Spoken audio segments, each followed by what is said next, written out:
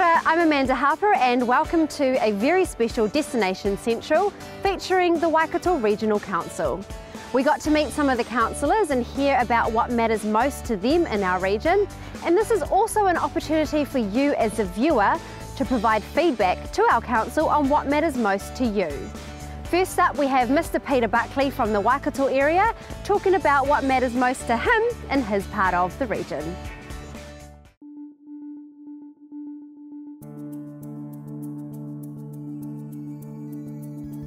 Tell us what you love about the Waikato, what your favourite part of the region is and why. The Waikato, and I've travelled the world, but I don't think, when you travel around the world, you never see a place like the Waikato where it's green. It's got the diversity out there that every other country's got, but you've got to travel so far to see that. And you look out there and you see the cows, the plantings, the cropping that goes on. It's just, to me, it's got a uniqueness unto itself that nowhere else has got it. And the importance, of our region. When it produces roughly a third of all the agricultural production for New Zealand, it has a huge part, and it's very important to me. Like you look at from the top of it, which has got the Mount Ruapehu to Lake Taupo, down the Waikato River to the mouth, and then you've got down the Waihau, Piako and the Coromandel. They've all got the uniquenesses out there, and you see that like in the lower reaches, you've got these wetlands that are out there that are the lungs for the country that cleans the water up. It's just a beautiful part. There's not one part of the region that I could say is better than the other. I think it's just a really beautiful part of the world. What do you see as being the big issues for the Waikato region over the next 10 years? Big issues that we've got to look forward to in the next 10 years, I don't say we have to look forward to, but we're going to have to address, is land use, water issues. They're the two major ones at the present time that I see. I think if we don't get those issues right, then we can actually have the environment out there will be affected by that, and the economy. I think that both the economy and the environment go hand in hand. And when you look at the importance of the Waikato, it's very important that we get those correct. So, that's a matter of about going out to the community and asking them the questions that we need to ask to address those issues. Under the Wairua plan change that we're looking at, which is about water quality and the land use issues of the Waikato region, is an important process of that, to do that. If we need to go out there to the community to ask them what the community wants out there, because they need to have a say of where they do. At the end of the day, it's got the responsibility to put plan change into use out there. So I think it's really about involving the community with the regional council and working with all our strategic partners. That's our district councils, to Dairy New Zealand, to the Waikato River Authority. So they all have an important part to play. Describe how you think the council can resolve these issues. The biggest issues that we've got here is to maintain the beauty and the economy and the environment that we've got out there that we're looking at the present time. It's such a beautiful part of the world that we've got here, and we need to maintain it. And that's the water quality issues, the land use issues, and just protecting the land that we have.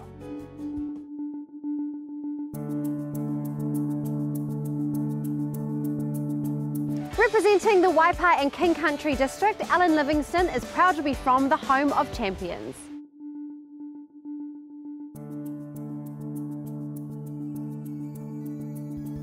Tell us what you love about the Waikato, what your favourite part of the region is and why. I've lived throughout New Zealand from Whangarei to Dunedin, and while there's some great places to visit, there's nothing like the Waikato in which to live, and with our central location, temperate climate and everything we've got on offer, it's fantastic. With regards to the best part of the Waikato region, without question, it's Waipa District. It's nationally recognised as being the home of champions, but at the same time it's a champion home and a great place to live, work and play. What better examples than here at Lake Karapiro and everything that it has to offer, from elite sports right through to recreational users, and it's a fantastic asset to have with the Don Rowland Centre, and it's encouraging usage by all members of the community. In the distance we have the Mangatautri Ecological Island Trust Project, which is another fantastic world leader, and then we've got our two vibrant communities of Cambridge and Te Awamutu, the two largest towns in the Waikato. From a recreational perspective, they've got a huge amount to offer. What do you see as being the big issues for the Waikato region over the next 10 years? Yeah, there's always the issues of weed and pest control, transport planning, civil defence, coastal erosion and flood protection. But to me, the two most important issues for the next 10 years are water quality and regional economic development. Describe how you think the Council can resolve these issues. Yeah, with regard to water quality, it's a national issue and a lot of progress has been made by agricultural industry and the community over recent years. But at the same time, we've got a lot of progress to make, and through the Regional Council's Healthy Rivers Waiora Committee, we're working collaboratively to establish appropriate target levels and timelines for nutrients, sediments and E. coli. It's going to be a long and expensive operation, and we need to look at or balance the environmental and economic implications of that. And in that regard, we're very fortunate to have the Waikato River Authority, who is working with us because their objective is to improve the quality of the Waikato River catchment as well. At the same time, the other issue is regional economic development, and in that regard, the Waikato is somewhat behind the 8 ball. The Regional Council has a role to play in working, or a leadership role and in partnering, and we need to look at, for example, regional spatial planning to look at the strategic direction of the region. We need to work collaboratively and proactively to identify opportunities, growth opportunities, development opportunities, and utilise the strength of our central location, but at the same time being mindful that we have areas of the region where there is depopulation and ageing populations.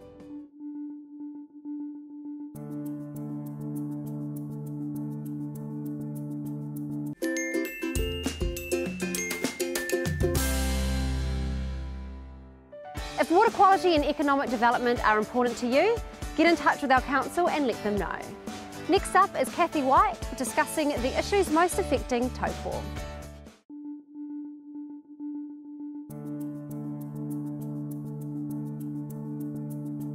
Tell us what you love about the Waikato, what your favourite part of the region is and why. I think the thing that's really quite neat about the Waikato is that there are so many different landscapes. You know, you drive through the Waikato on one day and you go through so many different landforms like geothermal areas, rainforest and coastline. I mean, my favourite place is definitely here in Taupo. I grew up here back in the 70s when my dad actually came here to set up a scientific laboratory in freshwater ecology for the DSIR. And so I grew up here and only left to go to Auckland when I went off to university. So I mean, the thing about this place is it's got the most incredible outdoor activities. You can go across skiing over at the Tongariro National Park, you can go walking through the Alpine Crossing, you can go swimming, you can go sailing. And I think the thing about it is that it's got a bit of everything. It's got arts and culture. It's also got tourists who flood the place every time summer comes around, but it's also got a really vibrant community, and I think that's what I like about it, that the people here actually are really focused on knowing each other really well and making a difference, and it feels like home. What do you see as being the big issues for the Waikato region over the next 10 years? There are a lot of issues, including things like regional development, all sorts of things to do with transport, like moving freight effectively through a region and making sure that our roads are safe for people to travel on. But seeing I live next to you know, an iconic lake, it's hardly surprising that one of the biggest issues is to do with water quality. And I guess one of the things that we found in the Waikato just in recent years is that the quality of our rivers, the Waikato River and the Waipa River, are deteriorating. So that's one of the things that we have already been trying to address with Lake Taupo through reducing nitrogen loads in the lake, and we're now also looking at the Healthy Rivers project. The other big issue for me is managing pests in a way that's really humane, but that also minimises any kind of harm that we might do to the wider environment. So that just means that I'm really interested in choosing methods that are really targeted. Describe how you think the Council can resolve these issues. We are already working on plan change, which the Healthy Rivers Waiora project is working collaboratively with a number of groups to come up with targets and limits which basically will enable us to make a plan change that improves the quality of the water in the Waipa and Waikato rivers. I think the fact that we're collaborating with other people makes a big difference, because the minute you get other people engaged in what the problem is, you also manage to make sure that the solutions get taken up by every sector of the community. In terms of pest management, I think it's really important that we get the communities involved. There are a lot of people locally who are automatically sort of running trap lines in places like Pureora Forest, and that's on voluntary projects to do with protecting blue duck. We've also got people in places like the Pukawa Wildlife Trust who are running trap lines, and I think the thing is that because they're so focused and motivated, it makes a difference, and that any kinds of rules that we enact are definitely going to get carried out simply because they're so committed.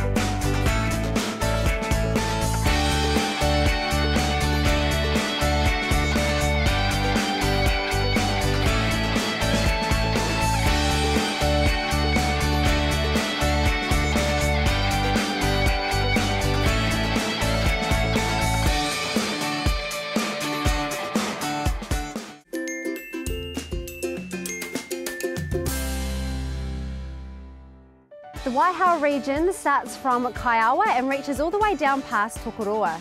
Headed up by Hugh Vercoe and Stuart Husband, they're up next to discuss transport and agricultural issues.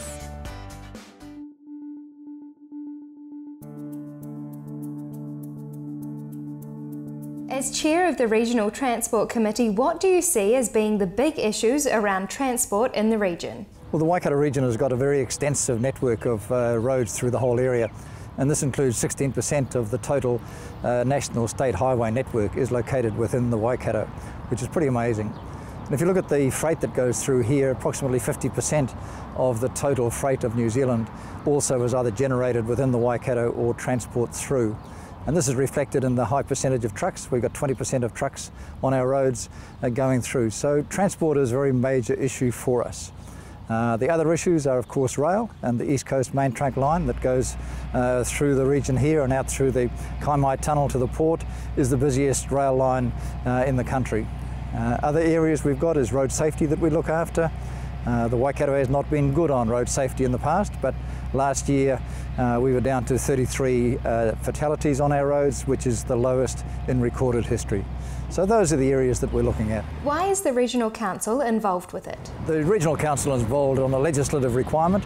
The legislation requires that the Regional Council will form a Regional Transport Committee. The legislation also then goes on to say who will be a member of that committee. And it includes an elected member, normally the mayor of the city, and all the district councils throughout the whole of the Waikato region. They are appointed members to the committee. As well as that, we have one senior representative from New Zealand Transport Agency who sits on the committee. And this committee has decided that to help us, especially with road safety issues, we have appointed the road policing manager, Inspector Freda Grace, and she also sits on our committee, and that's the makeup of the committee, and it's a legal requirement. What can be done to address the transport issues and requirements for the future? Okay, the thing that the Regional Transport Committee must do under the legislation is to produce a regional land transport plan. And this is something that we have to go through, and we're in the process of doing that right now, of working out the next 3 years of what we want to see in the plan. We take our lead on this from the national transport policy that comes out, and that tells us the sort of percentages that we look at various activities. And what it's saying to us is that 60% of our projects coming up in the next 3 years should be related to safety issues. It's saying that approximately 30% of the program should be looking at economic issues, i.e. movement of freight and improving the movement for economic values in there.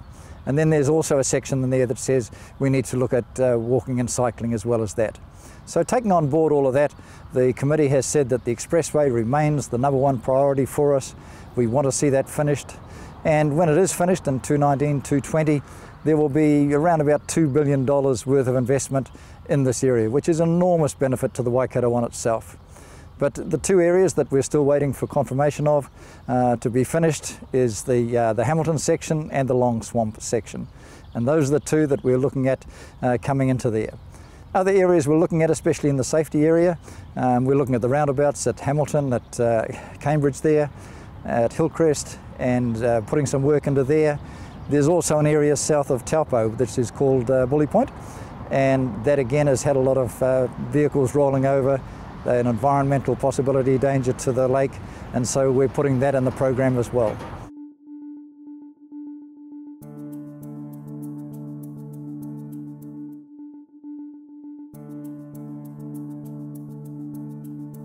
Tell us what you love about the Waikato, what your favourite part of the region is and why. Well, I'd have to say the whole of the Waikato constituency, which is obviously my constituency, but a place that really intrigues me is where we're standing right now.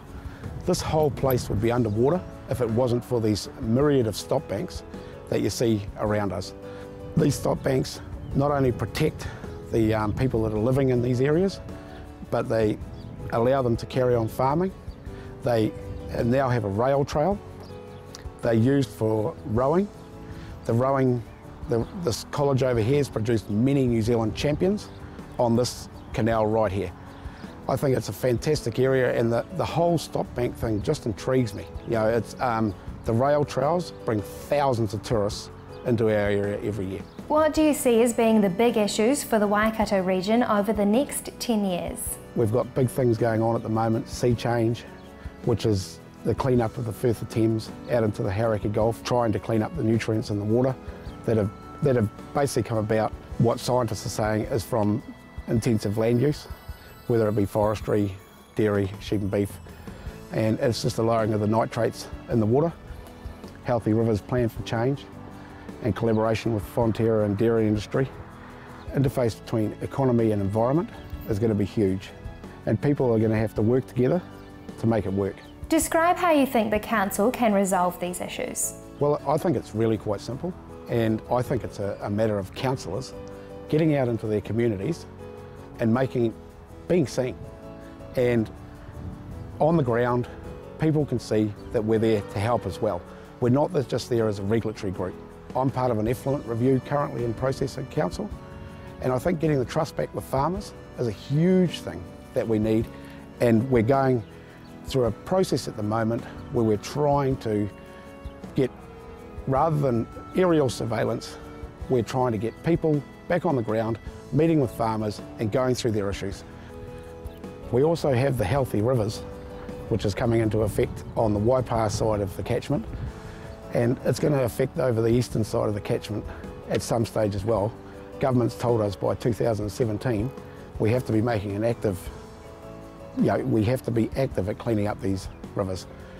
So I'm a dairy farmer myself, and I know it's going to impact heavily on dairy farmers and farmers as a whole.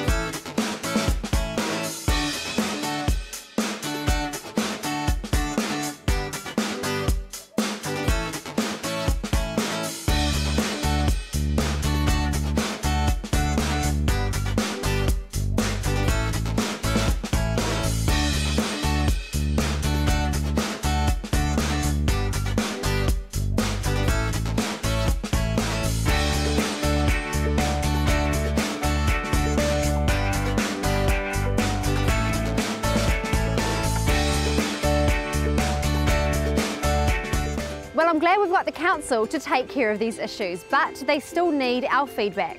Check out their website for further details. I'm Amanda Harper, and we'll see you next week on Destination Central. Ka kite.